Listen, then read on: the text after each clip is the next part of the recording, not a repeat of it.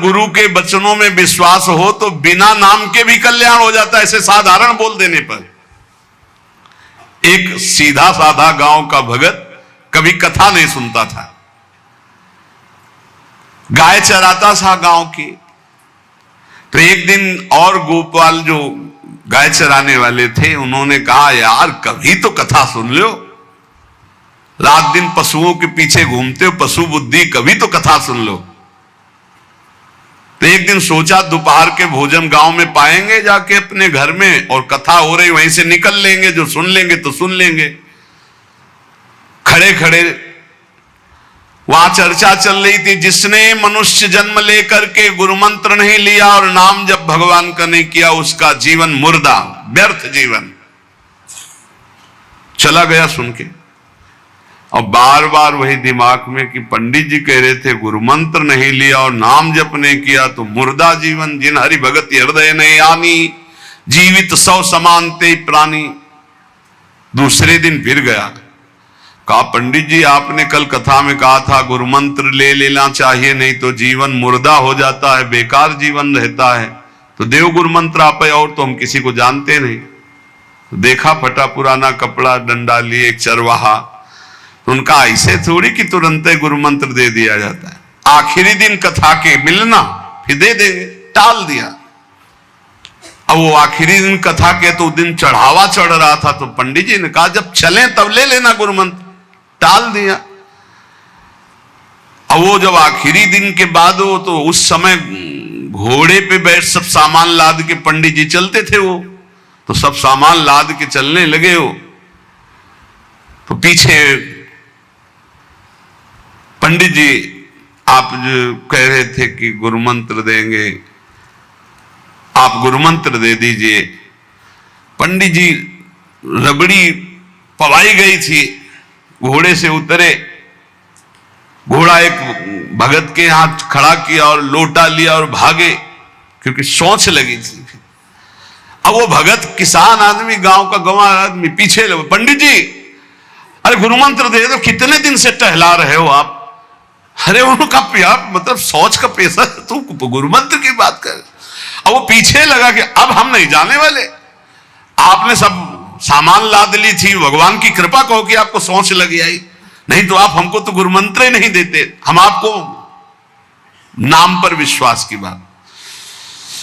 पंडित जी तो दांत गपोचन, जय गुरुदेव की जय गुरु। वो दबकाए है दांत गपोचन, मतलब एकदम मूर्ख आदमी, तो सोच तो।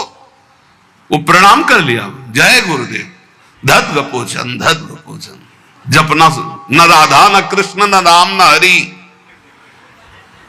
घर आया, बोले आज से गाय चराना बंद। बोले क्यों? बोले गुरु मंत्र मिल गया, अब हम भजन करेंगे, हमारा जीवन मुर्दा नहीं रहेगा, अब जीवन सार्थक रहेगा।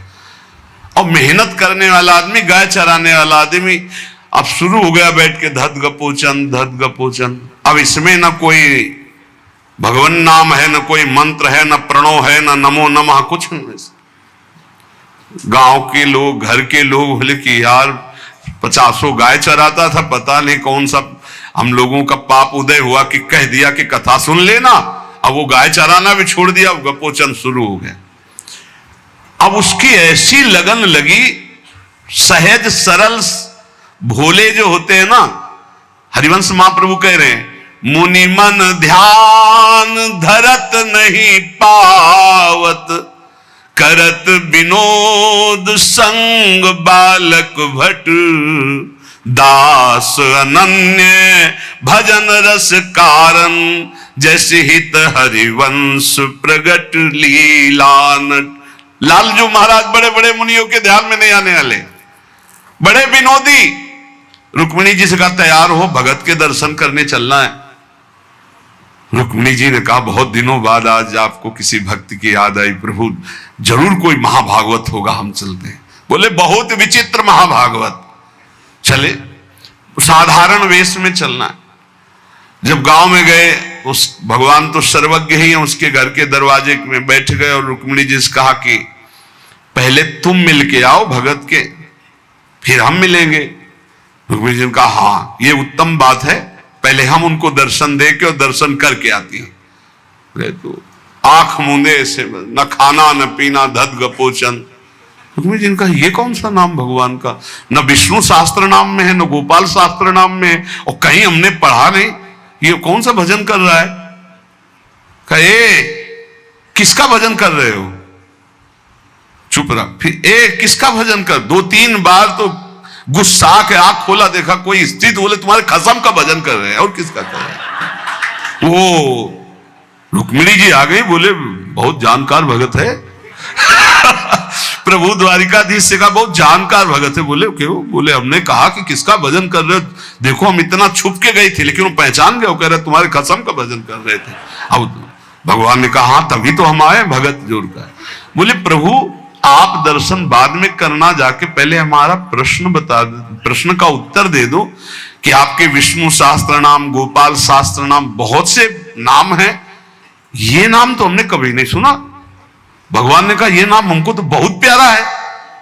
बोले आपको कब, मतलब ये कब कैसे नाम रखा गया? बोले बहुत प्यारा है, हमारा ब्रज का रखा हुआ नाम है, ब्रज में मैया ने रखा था। कैसे रखा था? बोले एक दिन मैं माखन चोरी कर रहा था, सखा के कांधे पर खड़ा हुआ, ऊपर माट में हाथ डालकर मक्खन पूरा ऐसे खाता जाता, सखा को पवाता जाता। इतने में मैया और गोपी जन आ गई। एक कन्हैया ये क्या कर रहा है? अब हमने देखा कि फंस गए। हमने कहा कि मैया हमें बहुत भूख लगी थी और देखा कि इसमें चींटी चढ़ी हुई है, तो हम चींटी निकाल रहे थे। तो बोले चींटी कैसे निकाल रहे थे? यहां पूरा हाथ सना हुआ है तुम्हारा चींटी। बोले अरे भैया तू बावरी, जब चींटी को ऐसे निकालने करते वो अंदर चली जाती तो खबो खबो के निकाला, इसलिए ऐसा इतना हाथ हो। बोले यहां मुंह में भी जब तुम्हारे मक्खन लगा, एक मक्खी बार बार उड़ रही थी तो हम ऐसे मारा तो पूरा मुंह में मक्खन लगा। मैया ने कहा धत गपोचन। बोले ये उस समय का नाम रखा हुआ है, मेरा बाल गोविंद में जब मैया ने रखा था मक्खन चोरी के समय उस। अब आप विचार करके देखो, भगवान का साक्षात्कार गुरु वचनों पर विश्वास होने पर साधारण शब्द बोला तो भगवान तो सर्वलोक महेश्वर सर्वज्ञ, उनके सब जैसे हर अक्षर में आ विराजमान है, का खा गा घा आ, ऐसे ही सब अक्षरों में ब्रह्म विराजमान है। फिर राधा नाम तो स्वयं हरि जपते हैं, और राधा नाम तो परम प्रेम में है और बड़ा गुही है। विश्वास करके जब वो धदगपोचंद जपा तो रुक्मिणी द्वारिकाधीश भगवान दर्शन देने आ गए, और तुम विश्वास करके राधा राधा जपोगे तुम्हें नहीं प्राप्त हो जाएगा? अरे यही राधा स्वयं भगवान हरि जपते हैं। इसलिए पहला जीवन का चरम लक्ष्य भगवत प्रेम, भगवत प्राप्ति। दूसरा, हमारी बुद्धि केवल विचार करे तो श्यामा श्याम के ही विषय में, किसी व्यक्ति वस्तु स्थान का अगर हमारा चिंतन हो रहा, संबंध हो रहा, तो श्यामा श्याम के संबंध से हो। जैसे गोस्वामी तुलसीदास जी कहते, नाते नेह राम के मनियत सुहृद सुसेव्य जहालो। अगर ऐसा नहीं तो फिर हर वस्तु व्यक्ति स्थान में एक आसक्ति है, वो बांध लेगी, आप श्यामा श्याम तक नहीं पहुंच पाएंगे। इसलिए बुद्धि का जरूरी है प्रिया प्रीतम में स्थित होना।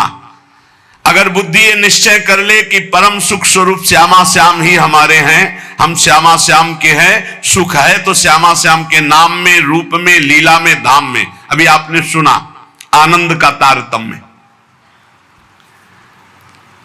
तीसरा, जो गुरुदेव ने नाम दिया इससे बढ़कर महत्व तो किसी नाम में नहीं होना चाहिए, किसी की निंदा नहीं।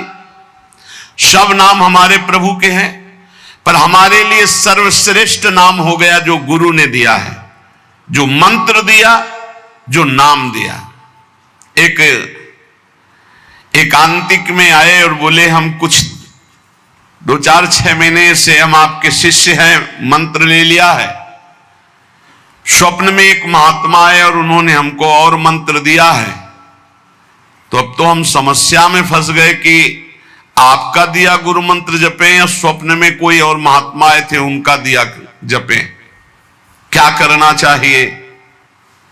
तो हमने कहा तस्मात् शास्त्रम प्रमाणम, जब सप्तऋषि जी आए, स्वप्न में नहीं सीधे साक्षात आए पार्वती जी के पास और कहा ये किसके लिए तपस्या कर रहे हो? महादेव जी के लिए। महादेव जी में क्या है, चलो हम तुम्हें भगवान नारायण को पति रूप में, भगवान विष्णु वैकुंठाधिपति अपार वैभव उनको। तो जो माता जी ने बात कही पार्वती मैया ने, वही बात पकड़नी है। उन्होंने कहा तजऊ न नारद कर उपदेशु, आप कहें सतबार महेशु। सप्तऋषियों, अपने गुरुदेव नारद जी के उपदेश का मैं कभी त्याग नहीं कर सकती, चाहे स्वयं इष्ट देव भगवान शंकर आकर सैकड़ों बार कहें तो भी। तजऊ न नारद कर उपदेशु, आप कहें सत बार महेशु। कोटि जन्म लगी रगर हमारी, बरों संभुनता रहूं कुंवारी। करोड़ जन्म लूंगी, हर बार अपने गुरुदेव के दिए हुए मंत्र का अनुष्ठान करूंगी और देवाधिदेव महादेव को पति रूप में वरण करूंगी, अन्यथा कुंवारी रहूंगी। बहुत सी कन्याएं और बहुत से वर हैं, आपको ब्याह कराने का शौक है तो आप जाइए, लेकिन मैं पर्वत से प्रकट हुई हूं, हिमालय से मैं अडिग हूं अपने गुरुदेव के वचन में। तो यहां कह रहे चौथा, समस्त इंद्रियां भोग विलास के लिए लालायित रहती हैं, सबकी। अब इनको भोग देना भी है, बिना भोग के, बिना विषय के जीवित नहीं रह सकते। शरीर चलाना है, सेवा धर्म पूर्ति करनी है, पानी पीना भी विषय है, अन्न पाना भी विषय है, देखना भी विषय है, सुनना भी विषय है, सब विषय के अंतर्गत आता है। तो यहां अपनी इंद्रियों से जो विषय ग्रहण करना है वो भागवती करना है। जैसे हमें पानी पीना है तो प्रभु को अर्पित करके राधा वल्लभ लाल की जय, और फिर भावना करो हृदय में प्रभु विराजमान है, जलपान कर। भोजन भोग अर्पित किया, भगवत स्वरूप प्रसाद, हम प्रसाद पा रहे हैं। वस्त्र प्रसादी, सुनना भगवत विषय, देखना भगवत भाव, बोलना भगवत संबंध से। हर इंद्रियों के विषय को हमें भगवत संबंध से युक्त कर लेना है। यदि भगवत प्राप्ति करनी है, भगवत प्रेम प्राप्त करना है, तो पहला चरम लक्ष्य मुझे इसी जन्म में भगवत प्राप्ति करनी, भगवत प्रेम प्राप्त करना है। दूसरा बुद्धि का पूर्ण समर्पण अपने आराध्य देव श्यामा श्याम में। तीसरा गुरु प्रदत्त नाम रूप लीला गुण सेवा उपासना सांगोपांग गुरु प्रदत्त। चौथा समस्त इंद्रियां भगवत संबंध से युक्त।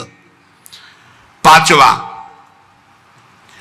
जीव का चिंतन प्रत्येक क्षण पदार्थ व्यक्ति परिस्थिति विचार भोगों के क्रियाओं के संबंधियों के जहां जहां जाए वहां से हटाकर अपने लक्ष्य श्यामा श्याम में लगाओ, या जहां जहां जाए वहां प्रिया प्रीतम की भावना करो। जीवन का प्रत्येक पल किसी व्यक्ति के विचार में, वस्तु के विचार में, स्थान के विचार में, भोग विचार में, जहां जहां जाए वहां से हटाकर श्यामा श्याम में लगाओ, या जहां जहां जाए वहां श्यामा श्याम को देखो। छठवां, चित्त की एक एक वृत्ति से तुम्हारे आराध्य देव कभी हटने ना पावे। बड़ी उत्तम स्थिति होती है उस उपासक की, एक एक वृत्ति भगवदाकार करनी है। जैसे समुद्र में करोड़ों तरंगे, ऐसे चित्त में लाखों करोड़ों वृत्तियां, हर वृत्ति भगवदाकार। गोपी जनों की थी, विक्रेतु कामा खिल गोप कन्या मुरारी पादार्पित चित्त वृत्ति, दध्यादिकम मोह वशादवोचद गोविंद दामोदर माधवेति। कैसी स्थिति? बोले बेचने जा रहे दही, पर चित्त की वृत्ति में गोविंद बसे, मुरारी बसे, तो वो कैसे पुकार रही? कोई गोविंद ले ले, कोई दामोदर ले ले, कोई माधव ले ले। तो ब्रजवासी जन कहते हैं बावरी क्या बेच रही? तब शुद्ध आती, अच्छा नहीं तो बोल रही कोई गोविंद ले ले, कोई दामोदर ले ले, कोई माधव ले ले। विक्रेत कामा खिल गोप कन्या मुरारी पादार्पित चित्त वृत्ति दध्यादिकम। बेचना है दही और बोल रही कोई गोविंद ले ले, दामोदर ले ले, माधव ले ले। चित्त की एक एक वृत्ति श्यामा श्याम में अर्पित। सातवां, कहीं भी आसक्ति न हो, सारी की सारी आसक्ति, सारी की सारी ममता केवल एक युगल सरकार में। बहुत सुख मिलता है, अपार सुख मिलता है। जिससे प्यार होता है, अपनापन होता है, उसकी बात सुनने में सुख मिलता है। अरे वो दिशा अच्छी लगती है, वो दिशा अच्छी लगती है। जिधर अपना प्यारा बसता है ना, वो दिशा अच्छी लगती है। उधर से आई हुई वायु ऐसा लगता है प्यारे का आलिंगन हो रहा है। अभी वो प्रेम जागृत नहीं हुआ, इसलिए उस एरिया को कोई आ जाए, अच्छा आप उधर से आए, जहां अपना प्यारा बसता है उस क्षेत्र का कोई आ जाए तो ऐसा लगता है प्यारा मिल गया। उधर की वायु आ जाए तो प्यारा है। जहां प्रीतम जी देश की प्यारी लागे पौन, जिधर प्रीतम बसते उधर से यस्या कदापि वसनांचल खेलनोत। जिधर हमारी प्यारी जो प्यारे जो, नाम में अपार सुख तब अनुभव आएगा जब आसक्ति हो जाएगी। अभी आसक्ति अन्यत्र है, नाम में आसक्ति तो है नहीं। तो एक उपासक, ये मुझे नाम जपने में श्रद्धा नहीं हो रही, बिल्कुल ना हो, आप चिंता मत करो। भाव शब्द समझिए, कुभाव अनख आलसहु, नाम जपत मंगल दिशि दसहु। भाव से जपो, कुभाव से जपो, मन लगे या ना लगे तुम्हें फल मिलेगा, पक्का मिलेगा, मंगल दसों दिशाओं में होगा। विश्वास करके जपो तो, और एक दिन जब स्वाद लग जाएगा तब आप भी ऐसे ही बोलोगे जैसे बड़े बड़े संत महापुरुष बोलते हैं, नाम जीवन, नाम सर्वस्व, नाम ही हमारा प्राण धन। आठवां, जीवन में राग द्वेष न रह जाए। बड़ा खतरनाक है ये राग द्वेष। अगर किसी से राग है तो बड़ा सूक्ष्म होता है राग का धागा, और वो जब हमारे ऊपर संकट आएगी, विपत्ति आएगी, या तो वो धागा दिखाई देता कि अभी वो है ना। द्रौपदी जी को पहले श्री कृष्ण याद नहीं आए, 5 महारथी पति है अतिरथी, वो याद आए, फिर भीष्मादि याद आए, फिर अपनी भुजाओं का बल, फिर दांतों का बल, और जब निर्बल तब महाबल। सुनेरी मैंने निर्बल के बल राम, महाबल प्रभु श्री कृष्ण का तब जागृत हुआ। ये राग बहुत खतरनाक है, किसी से राग ना करें। यही राग जब प्रियालाल के चरणों में अर्पित हो जाता है तो अनुराग कहलाता है। जब शरीर भोग, शरीर संबंधी, यही बहुत फंसा वाला जन्म मरण चक्र का मूल यही राग है। और जब इसमें बाधा पड़ती तो द्वेष हो जाता है। द्वेष बहुत खतरनाक है। भजन कर रहे हैं, कई वर्ष पहले किसी ने कुछ कहा, याद आ गया और जलने लगा हृदय। उसकी पूरी सामने झांकी है, भजन कर रहे प्रभु का, और झांकी है उस द्वेष जिससे हुआ है, और हृदय जलने लगा। या कभी वो सामने पड़ गया तो देखकर जल। द्वेष ना होने पावे, अजात शत्रु ते सदा। भक्त अजात शत्रु होता, एक भी पूरा सृष्टि में शत्रु ना होने पावे। नवा, प्रत्येक परिस्थिति में अपने आराध्य देव के द्वारा दिया गया मंगल विधान है ऐसा मानना। एक बार हमने सुना था, उस समय किडनी का रोग प्रकाशित नहीं हुआ था, कि असाध्य रोग भगवान की विशेष कृपा से प्राप्त होता है। तो साधन पर उस समय जोर था, तो डर लगा कि असाध्य रोग कृपा कैसे हो सकती है, ना साधन में बैठ सकते हैं, पीड़ा रहती होगी तो भजन भी नहीं हो सकता, तो ये कृपा कैसे हो सकती है असाध्य रोग। लेकिन सच्ची आपसे कहते हैं, साधना हो रही थी भगवत मार्ग में जैसा कुछ, लेकिन शरणागति में कमी थी, क्योंकि साधन पक्ष में विश्वास बहुत जोर का था। शास्त्र प्रमाणित साधन के बल से भगवत प्राप्ति पर विश्वास हमें था। कृपा शब्द का हमारा कोई परिचय नहीं था, कृपा शब्द से हमारा कोई परिचय नहीं था। पक्का समझ लीजिए, क्या कृपा शब्द, ये तो शब्द ही नहीं था, बस साधन शब्द से परिचय था कि अपनी इंद्रियों को बस में करो, मन का निग्रह करो और भगवान का निरंतर भजन करके परम पद प्राप्त करो। हर समय अपने साधन में लगे रहो। जब किडनी फेल हुई, साधन शब्द हटा, अब हाहाकार मच गया अहंकार में। अब क्या, फिर जो अहंकार शरणागत हुआ, फिर बात बन गई जो करोड़ों जन्मों की साधना से नहीं बनती, वो इस असाध्य रोग ने काम बना दिया। कह रहे हैं कि प्रत्येक परिस्थिति में पूर्ण कृपा, पूर्ण मंगल विधान देखना, ये नवा सूत्र है। जैसी भी परिस्थिति आवे, चाहे जितना विकराल रूप लेकर के आ जाए परिस्थिति, कृपा ही कृपा, कृपा ही कृपा सच्ची मानना, परिणाम में देखना बड़ा मंगल और बड़ी कृपा होगी। 10वां, प्रेम प्राप्ति के मार्ग के पथिक का जीवन बड़ा विनयमय, बड़ा विनम्र, बड़ा संयमी, सदाचारपूर्ण, त्यागमय और शांत सुख स्वरूप, प्रेमी महात्मा का ये स्वरूप। बड़ा विनम्र जीवन, बड़ा विनयमय जीवन, बड़ा संयमित जीवन, सदाचारपूर्ण और त्याग रूप। त्याग की चेष्टा नहीं, वो त्याग रूप ही है। प्रभु के सिवा उसे कुछ अच्छा नहीं लगता। कुटुंब देहते जाए छूटी सब ही विधि ना तो। और अद्भुत शांति, अद्भुत शांति, कोई भी द्वंद आ जाए उसे अशांत नहीं कर सकता। 11वां, श्री राधा माधव के नित्य नूतन परमानंद प्रदान करने वाले पदों का गायन, उनकी सेवा, उनके प्रेमी जनों के दर्शन संभाषण, तब ऐसे प्रेमानंद की तरंगे हृदय में उछलती रहती है जिससे लीला रस में उसका प्रवेश हो जाता है, तब उसका लीला रस में प्रवेश हो जाता है।